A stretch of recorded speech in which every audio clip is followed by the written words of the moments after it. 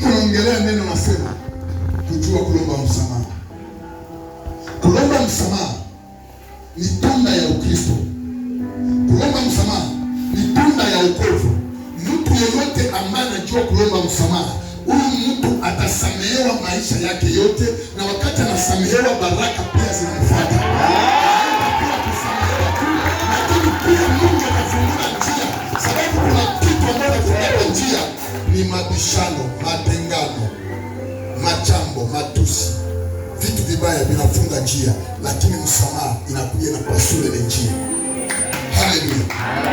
Tafuta mtu ambaye mmekoseana, mtu ambaye umemwambia mbaya, mtu ambaye mlikerana pamoja, mwambie Bwana ameniambia leo nikusamehe na mimi ninakusamehe. Utaona maisha yako yatakuwa mazuri.